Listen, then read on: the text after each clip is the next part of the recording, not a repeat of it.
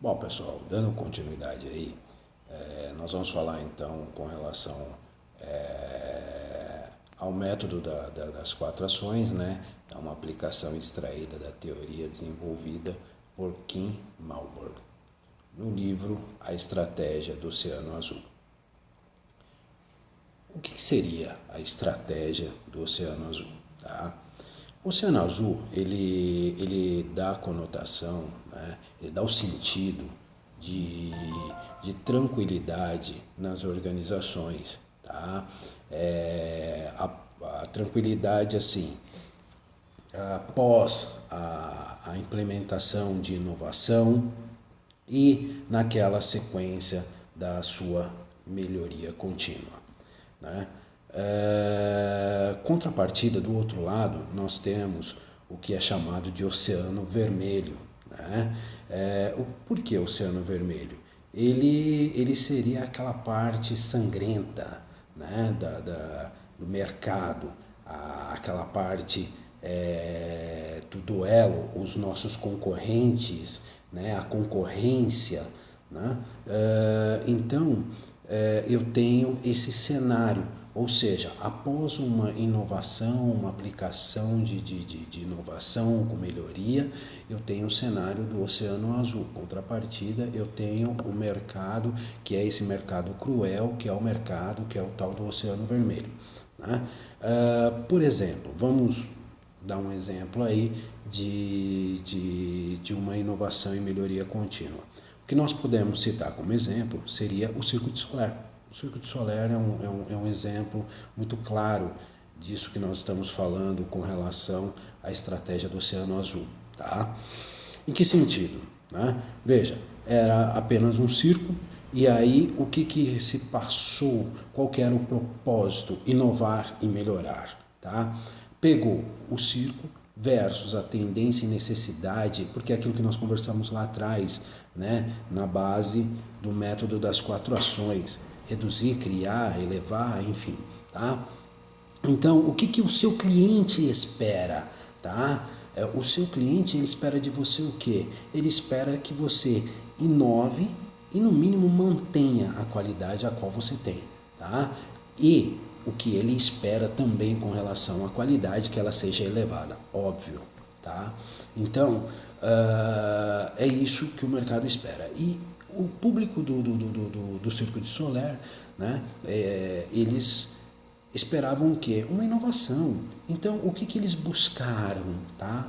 Buscaram atrair esse público que esperava a inovação, uma melhoria nesse sentido, nesse segmento, né? E aí somaram com o quê? Com aquele público que vai buscar o teatro e tal. Então, qual que é o nicho, a oportunidade de mercado que foi vista? Somar um circo, né, com o teatro e ofertar aí um show a nível da Broadway para o seu público. E é isso que o Circo de Soler oferta. Tá? Então, o Circo de Soler é um exemplo muito claro. Né? E, claro, nós temos inúmeras outras organizações aí que implementaram, né, esse método da estratégia do Oceano Azul, né, na sua organização, fazendo o que nós conversamos lá atrás, as etapas, o plano de melhoria, né? Dentro desse plano de melhoria eu aplico lá no PDCA e aí eu consigo colocar claramente aí hoje o que o meu público espera, o que nós vamos fazer, o que faremos, vamos treinar, né? Vamos adequar e vamos no Action lá monitorar, ter ação, enfim. Tá? Então, a estratégia do Oceano Azul, ela vem exatamente mostrando esse cenário. Tá? Ou seja, tirar da mesmice aquela organização, né? E você mostrar para o seu público que você tem sim condições, potencial de fazer algo muito melhor, tá, do que os seus concorrentes ofertam. Tá? Então, o propósito do Oceano Azul, a estratégia, né, que é chamada a estratégia do Oceano Azul, é exatamente isso. É deixar claro, nítida essa mudança. Tá? Mostrar que a sua organização ela pode e vai fazer a diferença. Tá? Qual que é o objetivo de encontrar uma forma melhor de se fazer? Os objetivos é melhorar o tempo, como nós já conversamos, né? Por quê? Porque tempo é dinheiro. E se eu falo que tempo é dinheiro, obviamente eu estou o quê? Eu estou reduzindo custos, né? E dentre essa etapa de melhorar em tempo, né? Ou seja, ter uma performance maior, seja uma performance maior no atendimento ao meu cliente, que é o tal do lead time, né? Que é desde quando chega o pedido até o momento que você entrega. Isso é chamado de lead time, tá? Então, eu ter uma performance melhor de lead time, ou seja, reduzir o meu tempo, tá? Se eu estou reduzindo o meu tempo, eu estou reduzindo custos, né? Custos de produção, custos de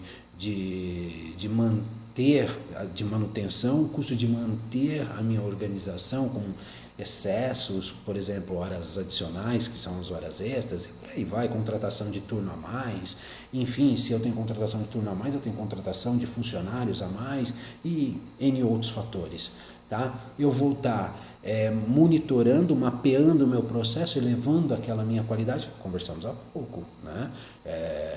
O seu público espera que você, no mínimo, mantenha o que você tem, tá? Mas o que ele espera de verdade é que você eleve, né? A flexibilidade em você moldar não só a situação,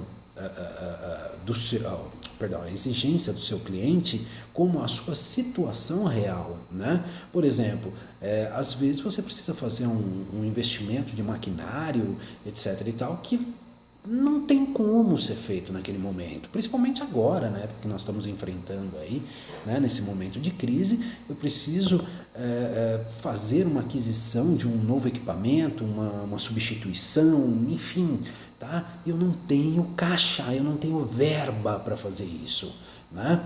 Por quê? Porque o momento não condiz com a realidade, ou melhor dizendo, não condiz com a minha necessidade real, né? Então, eu vou fazer o quê? Eu vou me adequar, fazer um ajuste num determinado maquinário e adaptá-lo para suprir a minha necessidade, ou fazer uma aquisição não de um maquinário novo, mas sim de um já de segunda mão, e por aí vai, tá? E com isso tudo, a soma desses itens, eu vou ter o quê? Eu vou ter a consolidação. Que consolidação é essa? A confiabilidade, tá? Isso é primordial. Por quê? Porque aí eu selo esse pacto com o meu cliente. E lembra, nós conversamos lá atrás, talvez na primeira aula, o cliente é a razão da existência da minha organização. Sem ele não existe empresa, não existe faturamento, logo não tenho por que existir a minha organização.